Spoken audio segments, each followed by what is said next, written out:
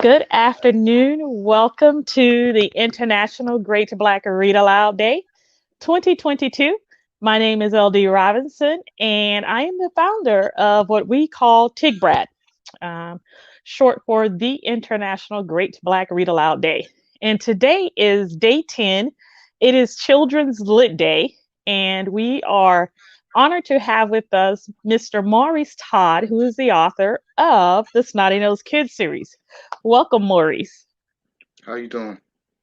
I am well. Well, before we get a sneak read of the Snotty Nosed Kids, we are going to remind you of a couple of things that you need to do. As I said, today is day 10, Children's Lit Day, and we are reading every day this month um, something written by Black people from all around the world. And that is what we do here at the International Great Black Read Aloud Day. We are giving voice to words written by Black people all around the world. So we want you to follow us online. We want you to subscribe to our website. Stay in stay in touch with us and follow what we're doing here at the International Great Black Read Aloud Day.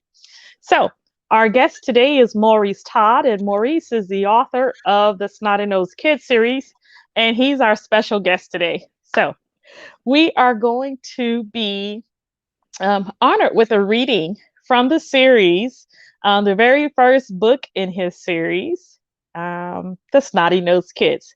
So, Maurice, would you go ahead and then we'll chat after you're done? Sure, it'd be my pleasure. This is from the first book titled The Snotty Nosed Kids.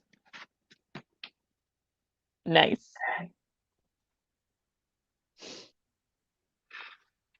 So it begins. Now, this story begins like no other in a place that we would like to call any hood. But it's so hard to tell a tale in these days and times when you must first start with kids that are good. Yet, there are three which we really should speak about, all of African American descent. Well behaved if you ask my opinion, but you'll have those who say that they should have been content. But this life is so more demanding than eating cookies and candy, picking up balls and jacks. Not when there's the sadness over the loss of your parents having just passed away, knowing they ain't coming back. Their car having been struck by another car where a drunk driver had fell asleep at the wheel, and in a split second, they had lost both loved ones, so it's really no small wonder that they should feel like the sky had fallen down upon them, or like a huge hole had been dug through their hearts. And for kids that have to deal with this stuff, it's got to feel like the world had been torn all apart. Now, the oldest one, a girl named Carly, was truly blessed, her ebony skin all aglow. Two long pigtails braided down her back made her beautiful from her head to her toe.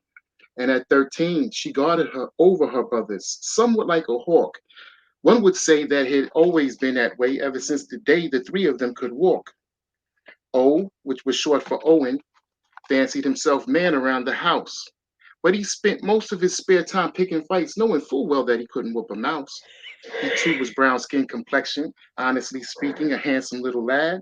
And with all that thick curly hair of his, he was the spitting image of his dad. Let not forget Benjamin, his little brother, and also the youngest one out of the three. And with a brain size twice your average, he was a genius which everyone could see. A sharp pup, if ever there was one. He wrote the book on witty words to say, and he might have solved half the world's problems if he weren't playing video games all day. So they weren't the worst of kids, really, though it may be said they were close knit. They didn't steal, nor did they play hooky, spray graffiti, or throw fits.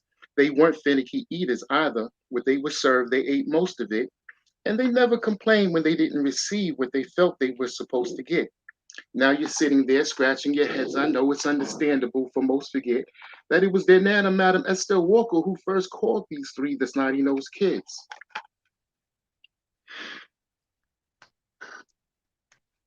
And so this Madam Estelle Walker, she was the glue which held this clan, so proud of the fact that her roots trace back to the shores of the motherland. Her family tree branched out from Africa, which she protected without fail, and she came from a line of storytellers who were known to produce tall tales. Her wisdom was the stuff of legend, but her heart was as pure as snow, and over time you may learn that her only concern was for Carly, Benjamin, and O. Sad to say, there's a side to this story with an entirely different set of rules. For when they went to school, they left the safety of home, and we know how the world can be cruel. I always caution when speaking about little ones, for there are a few which the eyes have seen, who start out the nastiest of buggers, but then who grow up to be just as mean. Think about it. It's so sad, really, the love and kindness some of us lose. Every heart has a spark, if it ever grows dark, plays a part in the path that we choose. Good news for the Walker children that such behavior wasn't one of their traits. But few would have knew of the names of the two other kids who were also classmates. I'll stop right there. Fantastic. Thank you. Fantastic. Um, when I read Snotty Nosed Kids, I was reminded, and I think my sisters and brothers would probably say that I am a Carly. Are you really? um, who watches over them a bit like a hawk. One of my younger brothers calls me his sister mama. Okay. You were the oldest sibling? I am the oldest. Okay. I am the oldest. So you could relate. I can relate. Okay. Um, so tell us what inspired the series Snotty Nosed Kids. I have to tell you, when I met you at Fresh Book Festival, I was intrigued by the title of the series Snotty Nosed Kids. What inspired the series? Well, growing up and your parents telling you, you're snotty nosed kids because you're always misbehaving. You're always running around and doing things that kids do. But that's just something that's cultural. And Hmm. there's other names that we use, but in my particular household, it was snotty nosed kid. Well, I think that is a lot more gracious than what I've heard others say. Yeah, without having to go into depth, no doubt. Yes. And my parents didn't say certain things to us, but I certainly heard things from neighbors that in the way they referred to their children. And You so already know. I know, in any hood, In any hood, USA. That's right. There you go. in any hood, USA. So how is writing children's books as an adult? Like, how do you have to put your mindset in and start thinking like make that switch? Because as an author, I certainly know that I get into my characters. Right. I become those characters. Do you do the same thing as an adult writing children's books? That's a very good question. I've written novels, um, and the the difference with children's books when it came time for me to embark upon that endeavor was it was kind of like, okay, how do I write something that's different than the novels that I've been writing the novels that I've been writing, and I called upon like something that I used to do back in the days, which I used to rap, and so I said, okay, growing up, you always had the Dr. Seuss, which they're taking off the shelves.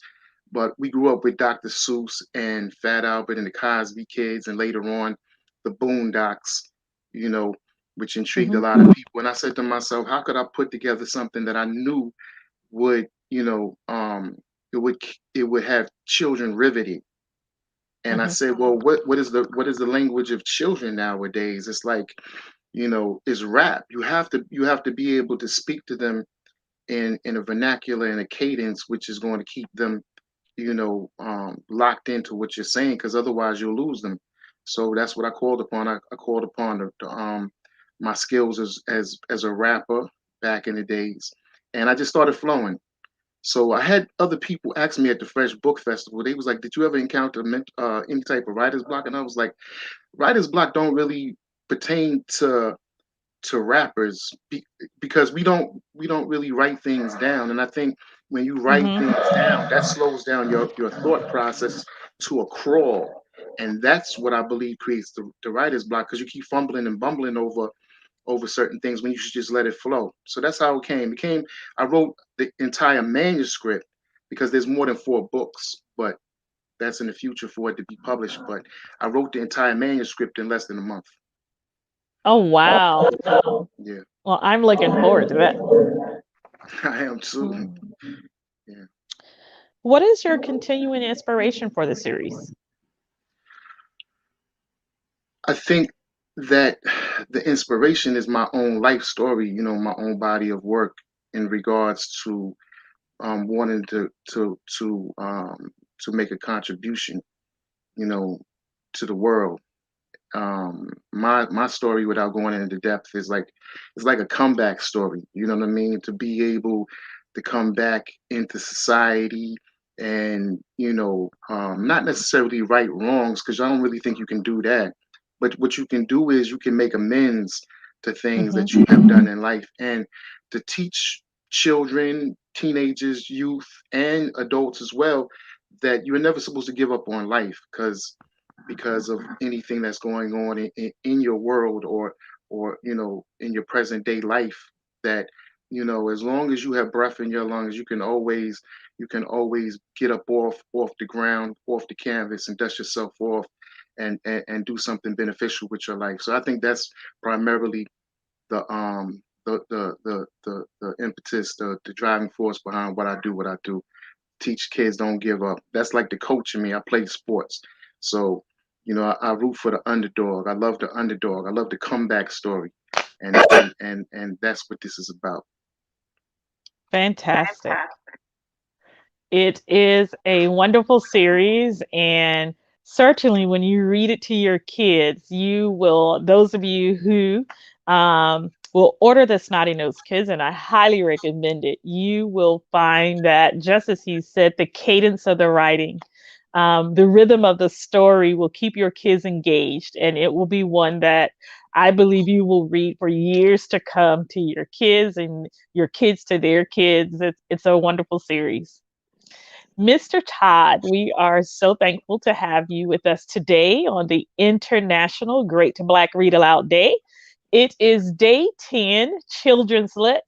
And if I'm not smiling enough, I think my cheeks are hurting. I'm really excited about having you here with us today.